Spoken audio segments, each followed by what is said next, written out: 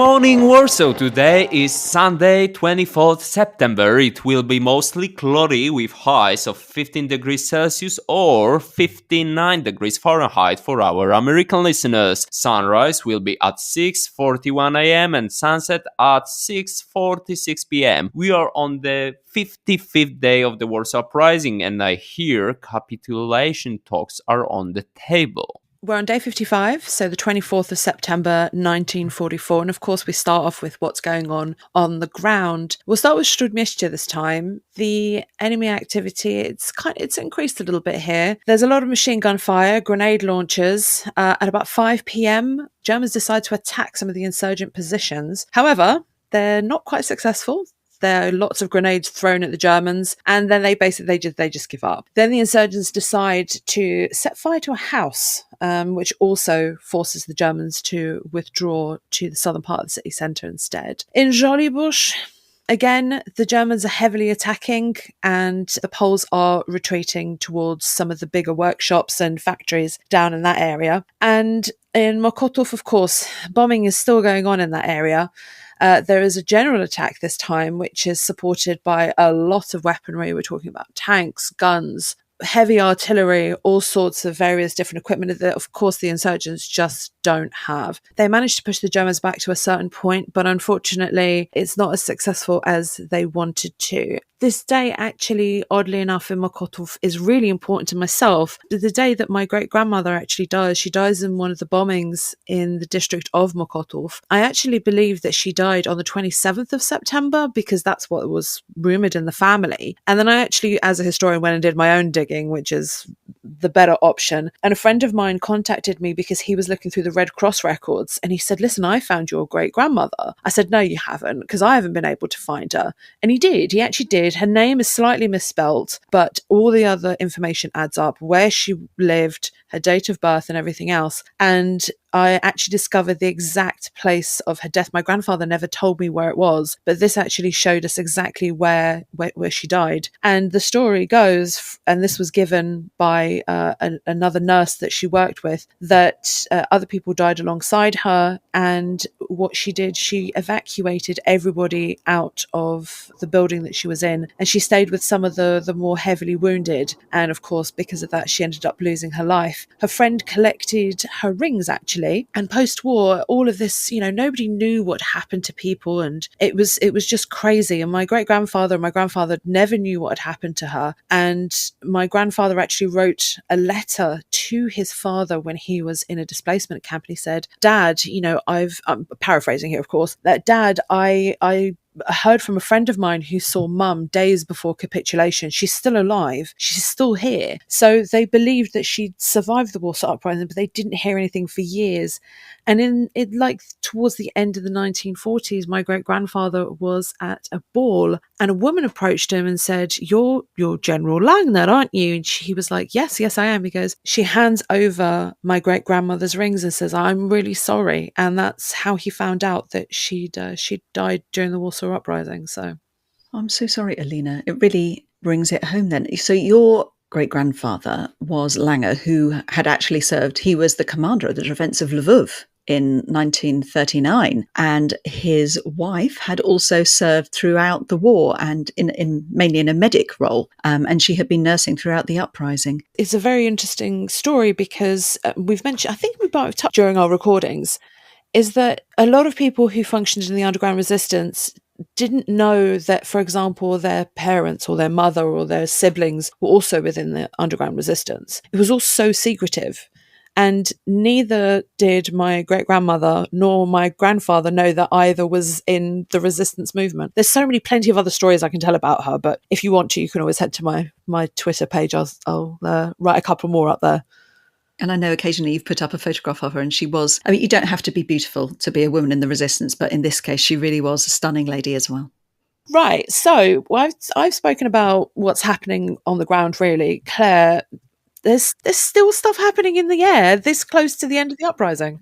Yeah, today the Soviets do decide to do another airdrop of supplies to the resistance, to the Polish resistance. And again, we have to think, I mean, a couple of days ago, we heard Roger talking about one of the telegrams where the Soviets were fairly plain, very blunt about their motivations. And they were saying that these supplies, they aren't going to make any difference. They're a sop to the Western Allies. So perhaps they were doing this to keep the Western Allies on side as we move towards the last days of the uprising. Perhaps they're doing it because they know it's the last few days of the uprising and they actually want to keep the insurgents supplied, to keep them fighting for a few days longer, you know, to keep the Poles taking the full force of pushing the Germans out to save on Soviet lives in a week's time. In any case, they do another drop now. And according to a situation report, over the next 9 nights, so until the 23rd, 24th night of September 44, Soviet planes will drop containers including 1,378 submachine guns, 156 mortars, 505 anti-tank rifles, 34,570 mortar shells, over 1 million pieces of ammunition for machine guns,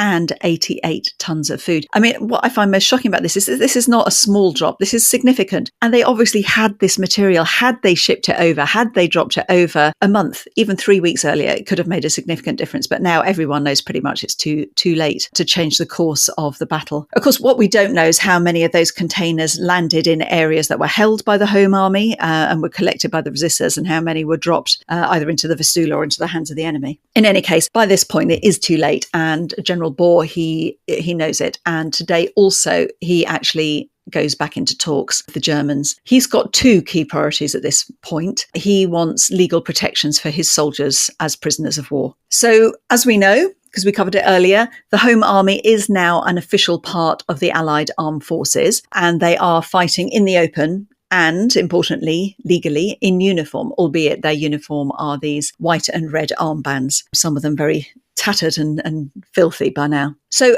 because they are official soldiers, they have protections under the Geneva Convention.